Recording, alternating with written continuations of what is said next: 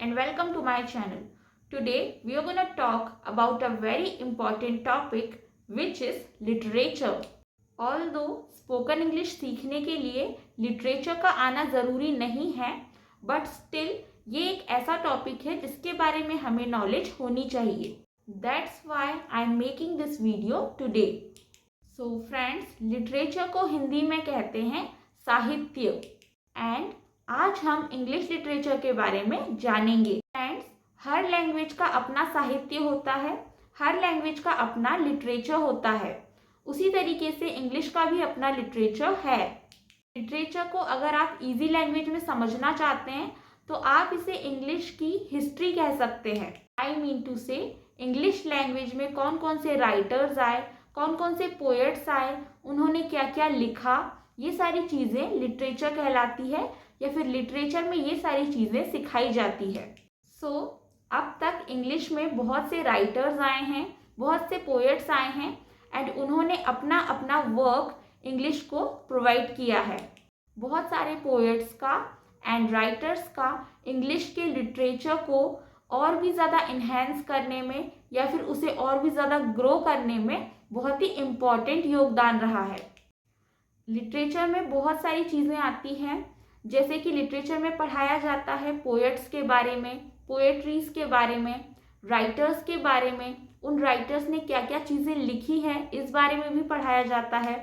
Also literature को अलग अलग चीज़ों में डिवाइड कर दिया गया है, जैसे कि drama, poetry, tragedy, novels etcetera. Novels जैसे कि नाम से ही क्लियर है, इसमें नॉवेल्स के बारे में पढ़ाया जाता है. इंग्लिश में जितनी भी नॉवेल्स लिखी गई है, जिन राइटर्स ने लिखी है, उन सब चीज़ों के बारे में इसमें पढ़ाया जाता है. मुझे खुद को नॉवेल्स पढ़ना बहुत पसंद है. मैंने बहुत सारे इंग्लिश राइटर्स की बहुत सारी नॉवेल्स पढ़ी है. पोएट्रीज में इंग्लिश की जितनी भी पोएट्रीज हैं, जिन जिन पोएट्स ने लिखी हुई हैं, उन सब चीज़ों के बारे में पढ़ाया जाता है. एंड लिटरेचर में जो पोएट्रीज आती है ना, वो नॉर्मल पोएम्स से बहुत अलग होती है. वो बहुत ही ज़्यादा समझ के पढ़ने वाली चीज़ है, बिकॉज जो इंग्लिश की पोएट्रीज होती है वो नॉर्मल पोएम्स जैसी नहीं होती है. उसकी लैंग्वेज भी थोड़ी डिफरेंट होती है. ऑल्दो वो इंग्लिश में लिखी गई है बट बहुत टाइम पहले लिखी गई है, तो उस वक्त की इंग्लिश थोड़ी डिफरेंट हुआ करती थी. तो इसीलिए उस पोएट्री की या उन पोएट्रीज की लैंग्वेज थोड़ी सी टफ होती है, समझने में थोड़ा डिफ़िकल्ट हो जाता है कभी कभी. सबसे पहले हमें उसे नॉर्मल इंग्लिश में ट्रांसलेट करना पड़ता है, फिर हम उसको हिंदी में ट्रांसलेट करके समझ सकते हैं. ऑल्सो उन पोएट्रीज में एक बहुत ही ज़्यादा डीप नॉलेज छुपा होता है, जिसे हमें समझने की कोशिश करनी होती है.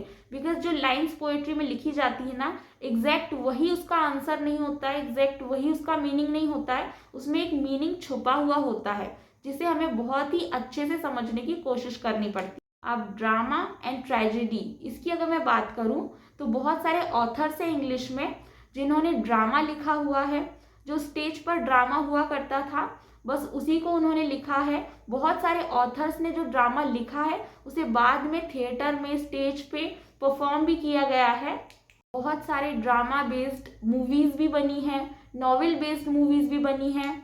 अब अगर हम बात करें ट्रेजेडी की, तो ये एक जनरे है, ये एक जॉनर है. बहुत सारी आपने देखी होगी, ट्रेजिक प्लेज होते हैं, ट्रेजिक नॉवेल्स होते हैं. इस तरीके से बहुत सारे जॉनर्स होते हैं, कॉमेडी, ट्रेजेडी. तो उसी तरीके से जो ट्रेजेडी होती है ना, उससे बेस्ड, उस पर बेस्ड बहुत सारे नॉवेल्स होते हैं, प्लेज होते हैं, ट्रेजिक प्लेज होते हैं, ट्रेजिक नॉवेल्स होते हैं. तो क्या होता है ना, इसमें ये थोड़े से सीरियस टाइप के नॉवेल्स होते हैं एंड सीरियस टाइप के प्लेज होते हैं.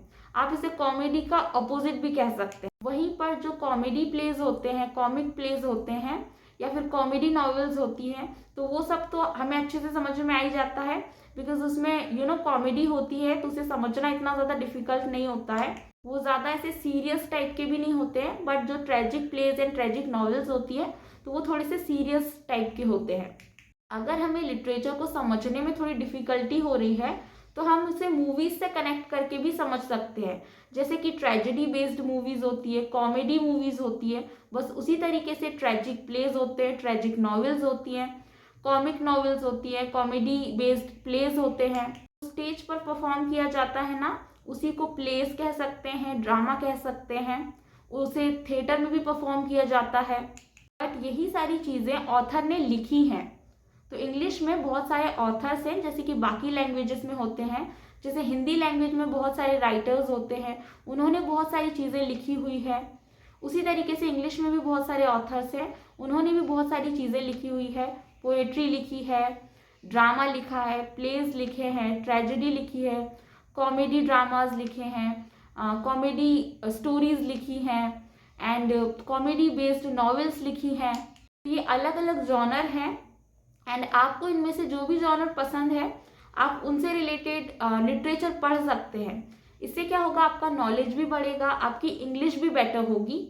तो मैं भी बहुत बार नॉवेल्स पढ़ा करती थी ताकि मेरी इंग्लिश बेटर हो, एंड मेरा नॉलेज भी काफ़ी इंक्रीज हुआ है उन चीज़ों से। तो फ्रेंड्स, आज तो मैंने आपको लिटरेचर के बारे में शॉर्ट में बताया है। अगर आप इनमें से किसी भी पर्टिकुलर टॉपिक के बारे में जानना चाहते हैं तो आप प्लीज़ मुझे कमेंट करके बताइएगा। मैं लिटरेचर के एक एक पर्टिकुलर टॉपिक पर भी वीडियो बना सकती हूँ, आपको उसमें मैं एग्जाम्पल के थ्रू भी समझाऊंगी, एंड जो जो चीज़ें मैंने पढ़ी है मैं उसके बारे में भी आपको बताऊंगी। एंड मैं आपको ये भी बताऊंगी कि स्पोकन इंग्लिश में लिटरेचर का क्या इंपॉर्टेंस है। अगर आपने लिटरेचर को पढ़ लिया है तो वो किस तरीके से आपकी इंग्लिश बोलने में हेल्प कर सकते हैं। So friends, that's it for today's video. I hope you all found this video useful. So if you like this video, please like, share and subscribe to my channel. And thank you so much for watching the video.